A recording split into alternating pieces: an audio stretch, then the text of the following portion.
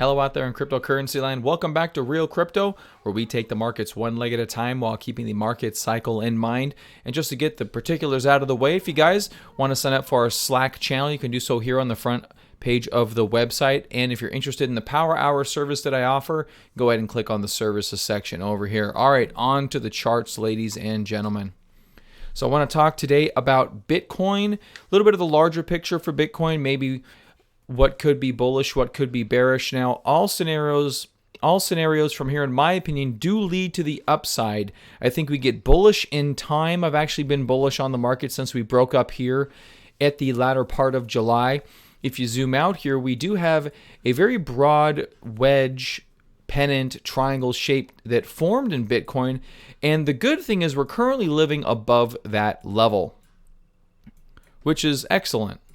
We're living above it, which is good, but at the same time, our immediate chart pattern that we have here is something called a head and shoulders pattern. If you're not familiar with a head and shoulders pattern, it is a reversal pattern. There's also something known as an inverted head and shoulders. And I can actually show you that here by inverting the scale. This would be an inverted head and shoulders pattern. That would be a bottoming pattern. This is a topping pattern. Now, a chart pattern does not guarantee a directional move. A chart pattern is something that you can identify and you can try to get an edge out of it. So the edge in this situation is a breakout from the 11,200 level to the bullish side, which would be negating what right now appears to be the right shoulder. Now, if we do break up and fail again, we could come up a little bit and fail. If you notice here, we actually had kind of 3 higher highs before we finally put in the left side of the neckline. So we can move up here a little bit, not go past the head, and then roll over. But as it sits right now, 11.2 does appear to be our right shoulder. We've already come down and tested the neckline once, which was our 10.150 alert level to the downside for Power Hour members. And then we also have the 11.2 is the upside. And both of these are active simultaneously. So we have a bullish time frame on the longer term picture. And on the more immediate term picture, we have a topping pattern. Like I just said a minute ago, we don't have to move down on this, but if we do move down, it implies a measured move to about the mid 7,000 level. Now, if we take the bigger picture perspective and zoom back out, what do we see? Well, a triangle pattern such as this is usually a continuation pattern. And in something such as Bitcoin, I definitely would view it as a continuation pattern. Reason being is because Bitcoin is a very high quality asset.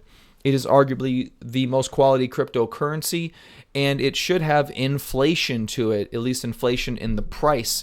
We do have built-in inflation into Bitcoin, and as we know, we had the halving a short time ago, and that should put upward trajectory on the price because there's less miners selling Bitcoin on the open market. Therefore, there's less downward pressure on the price.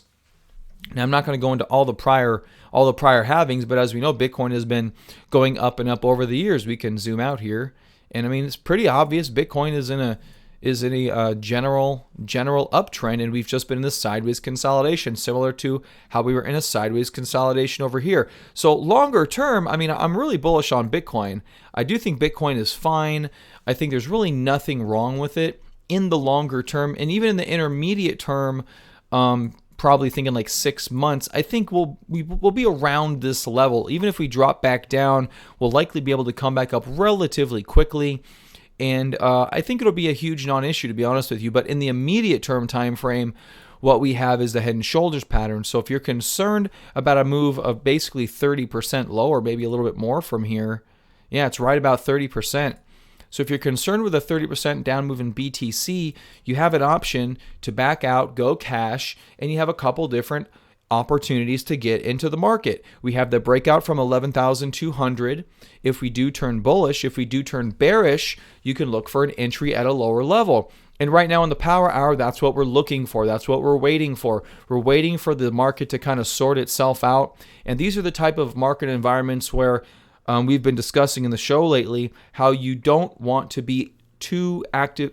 You don't want to be trading too actively. And the reason is because as we undulate and go through these minor sideways phases, you can actually try a bunch of trades, get stopped out to the long side and to the short side, not make any progress, and do actual damage to your account. Because you have to keep in mind, your edge in the market is probably not trading in this extraordinarily choppy environment. If that is your edge, then you've likely been doing very well in the past 5 or 6 months, and you're really enjoying what's happening. But if your trading has been suffering, if you've been losing money almost consistently for the past 6 months, at least while trading Bitcoin, I'm not talking about the altcoin market. The altcoin market is a whole different ballgame. I'm just referring to Bitcoin. But if you've been losing money trading Bitcoin or losing some Bitcoin position, it's okay just to wait and let something like this sort itself out. Another thing that I see often is that whenever the chart looks uncertain, whenever there's something not quite right, something that you don't get a good feeling about, or that you don't, there are certain times in the market when things are fairly clear. When things are fuzzy, it usually means you have to wait. It usually means something else is at play and it's not apparent yet. And that's kind of what we've been going through here in the past several months, is there's been something afoot, and right now it appears to be a head and shoulders pattern. That's what the market is giving us. So from that perspective, it's really difficult to make a tremendous amount of money during these types of moves in the market. You can make some moves up if you have a longer term holding perspective. Maybe you're still holding, and that's fine. I don't think there's anything wrong with that. But if you're doing intermediate term swing trading, I don't think this is an environment where you can have a huge edge on the market, because it really can go in either direction. And that's what we're looking for. We're looking for the clues that the market's going to give us in terms of direction. We just don't have them yet. And much like in 2015, 2016, way down here, this was actually a much more bullish setup than what we have today. You can see we ended up with this isn't really a symmetrical triangle, even though it's loosely drawn as such. This is more of a channel down here. That's usually how I draw this chart, is a sideways channel. Then you have an ascending triangle here and another ascending triangle here. At the same time, if you do dig into these patterns, if you dig in, what's that? That's a cup and handle, ladies and gentlemen. You have a cup and handle that just fails. So even though the market turned bullish out of this lower consolidation, you have a failed breakout or a failed pattern. It never did attempt a breakout, but you do have a failed pattern here. And that could leave a lot of traders a little bit dejected, or whatever, however they're going to feel. But regardless, it's not a good thing for the markets. Well, what ended up happening after this? Not a lot. About 6 months of sideways action, and then proceeded to the next leg, which took you from 471 up to 750. So a pretty good rally once all this had hashed itself out. So like I said, if the market's a little uncertain, you can see here you have a pattern that fails and goes the opposite direction. If you're looking to short the markets right back down, you would have been hurt, because the market was not bearish. It was just a pattern that didn't work out. And when the market's uncertain, like I just said a minute ago, you have to give it more time. The market is much more, trading is much more about waiting than it is trading. It's kind of a misnomer. You think you're going to be sitting here clicking buttons all the time, but in reality, what you're doing is letting the charts show you the edge, and then you can take your appropriate risk position.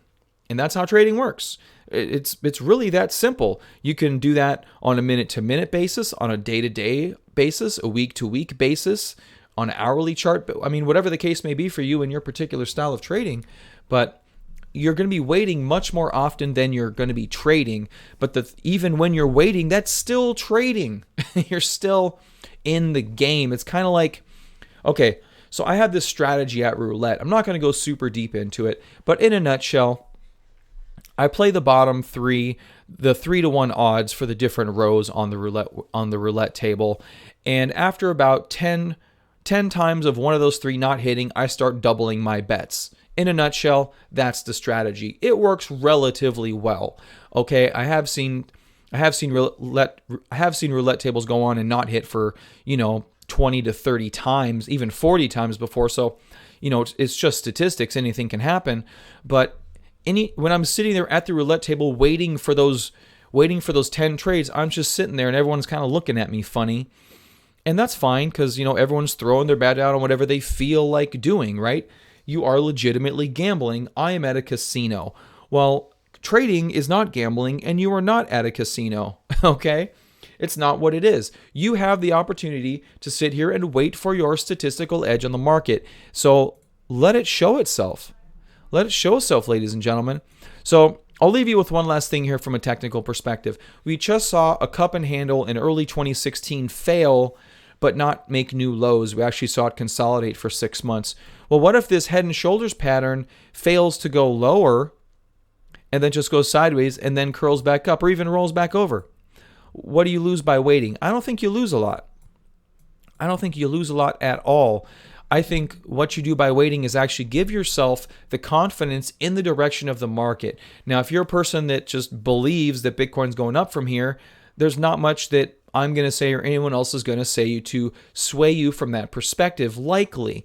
But at the same time, for me as a trader, I have to be able to identify the direction of the market, even if I miss out on some paper gains. That's my edge on the market. Now, it's not about me taking every single dollar out of Bitcoin. Believe me, it would be super nice to do that, but that's really hard to do. Now, if you're hodling, that's one thing. Like I said, if you have that perspective, this video means nothing to you. But if you're doing intermediate term swing trading, then this video is very pertinent because we don't have an edge in the market right now. Even in this situation, like I just showed you, we are pretty much dead in the middle of our current trend, our bullish trend here and our bearish trend here. We're almost dead in the middle of it. So this is where patience is really critical for you as a trader, and understanding that you don't have to be Nostradamus and know what's going to happen next. You can wait and see what's going to happen next and then make a trade. All right, ladies and gentlemen, well, that's it. Thank you for listening. I appreciate it. If you guys do enjoy the content, please hit that subscribe button and get the alerts for the next video. And at the same time, please do consider the Real Crypto Power Hour and joining the Slack chat room at real-crypto.com. Also, ladies and gentlemen, I do have a stocks channel, Real-Stocks. If you're into the stock market, check that out. And we'll be putting out some more content here shortly. All right, ladies and gentlemen, thank you for joining me. I'll see you in the next one.